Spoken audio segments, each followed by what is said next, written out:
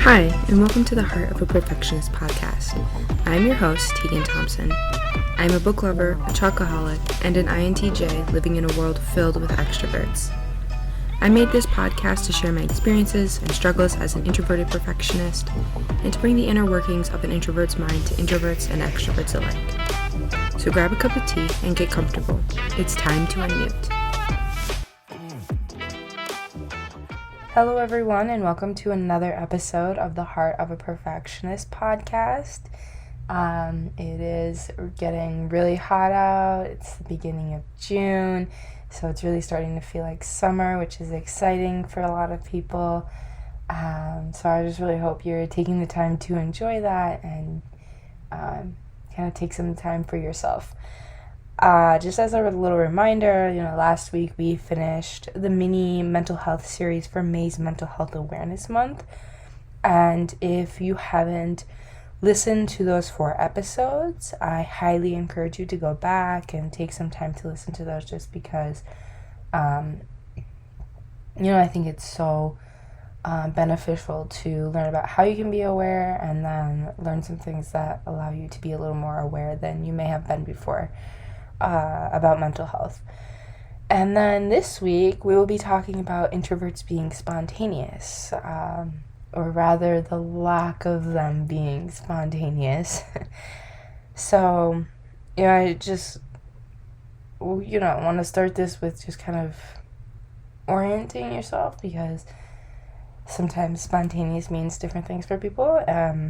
So, have you ever not wanted to answer a phone call, hated speaking up in class, or wanted to rather stay home than go to a social event?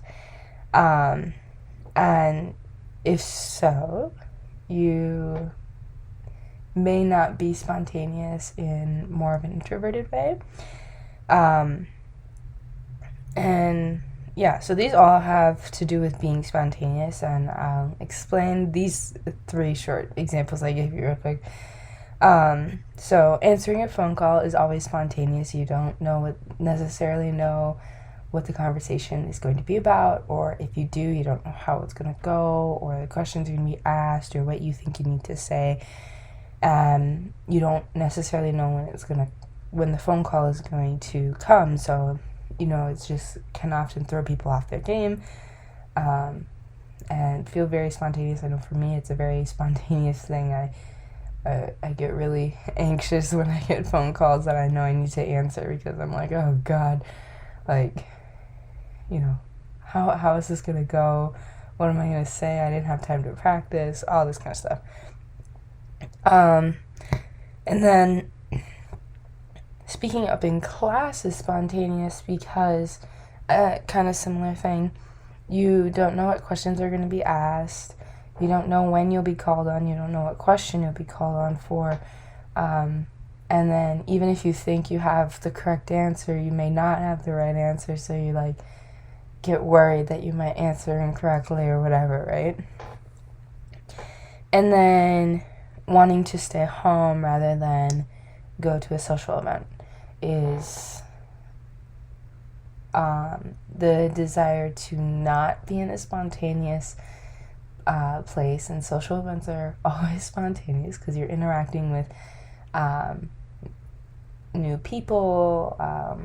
Obviously people you might know as well, but there's almost always going to be new people that you haven't met before and you haven't talked to, so you have to have those kind of new conversations that you don't know how they will take your answers, or maybe if you're sarcastic, and you don't know how they'll take your tone of voice, and all that kind of stuff. So phone calls, speaking up in class, and social events are definitely spontaneous, coming from an introvert. So why do introverts tend to lack spontaneity? And this kind of just goes along with a lot of the things I've already talked about before. And introverts really like to be organized and structured, right? They have daily routines that they kind of follow very strictly, and just also within their personal space, they maybe don't like to be cluttered, or if it is cluttered, it's cluttered in a way that they know where everything is, and just kind of that stuff. And introverts need time to adapt to new circumstances or to changes, and this is because, well, for one, they really dislike or even hate the unknown. The introverts really like having the answers for everything and knowing how things are going to happen and what's going to occur and where they're going to be and blah blah blah. Like, they like to know all these different things that when you're spontaneous you don't necessarily know, right? But in addition, introverts are really big processors, internal processors, and they like to think a lot and kind of figure things out before they act. And so it's one of the really big reasons that they don't like being spontaneous, is because spontaneous is, oh, this idea came up in my head, I'm going to go do it, or I'm going to say it, or whatever. And introverts are like, oh, this came up in my head, well, I need to process it and make sure that, everything seems okay, or, the pros and cons and blah, blah, blah, blah, before I do anything. And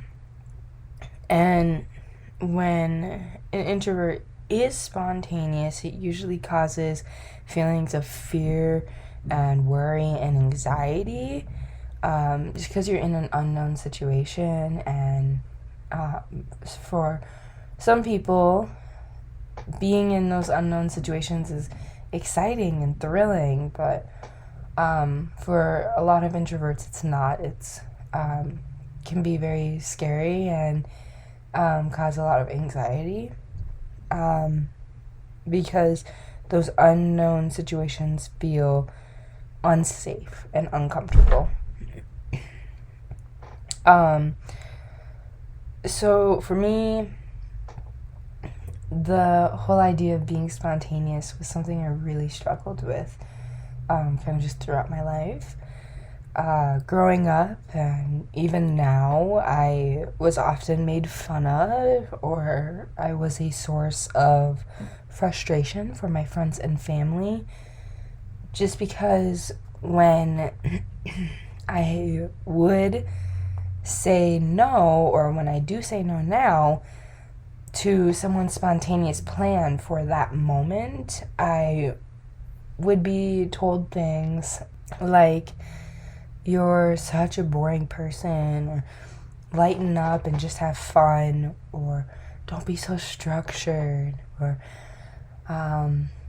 another big one for me is like, this is why people don't like hanging out with you. And while it may kind of be meant to encourage me to partake in the spontaneous activity, or may not be as serious from the person who's saying it, it is very impactful on me, and I'm sure it's impactful on other people when they hear these things. And it made me feel really insecure, and like I needed to change who I was, because I wasn't fitting like a mold that people expected of me. And, it took me a really long time to fully accept who I am and the characteristics that make me me. One of those things being that I like structure, and I'm not spontaneous. I don't like change as much. And I need a heads up. I need time before those things occur so that I can process and be okay with the situation. So I wanted to share this because I just wanted to point out that it is so important to remember that everyone is different and everyone functions in different ways that are not similar to yours always. And that does not mean they need to change who they are to fit in with who you are, right? Everyone has their own strengths and weaknesses, and one person might have a weakness where you are strong, but at the same time, that person could have a strength at something that is your weakness. And so, everyone has these different quirks and these different things about them that make them unique. And that kind of add to the diversity of the world, which is so beautiful, because if everyone did things the same way, you would never have some of the ideas that we have today. I mean, the reason why you're able to drive your nice car, or look at social media on your phone, or get on an airplane and fly to another country, is because people think differently and they have different thoughts and they approach things differently than other people do. And bringing those different minds together allows for these new creative ideas. If you didn't have that diversity, you didn't have those differences, a lot of the things that we have today wouldn't be here. And it's just a big important note that diversity goes beyond just the physical characteristics, right?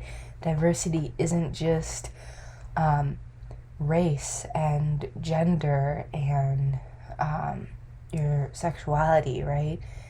It goes beyond the things that that people see on paper, right? And that's, it's so important to acknowledge that type of diversity, because it doesn't get the attention I think it deserves. But yeah, diversity is in so many different forms, things you can see and things you can't see, and it's so important to accept and appreciate all of them and for who they all are. And just being aware that the things that you say because someone isn't like you can significantly impact people. So just being careful with your words. And yeah, I know this episode was kind of short, but I just wanted to touch on that a little bit, do something a little different from the past 4 episodes, and, I hope that this episode is impactful. I think, it might seem small, but I know that as an introvert, because of the way I function, I've gotten kind of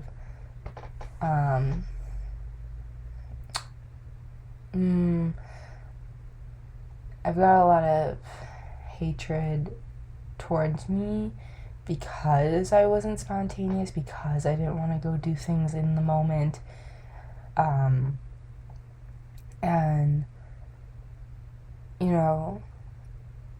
I had to accept that that's just me, and that I can't change that.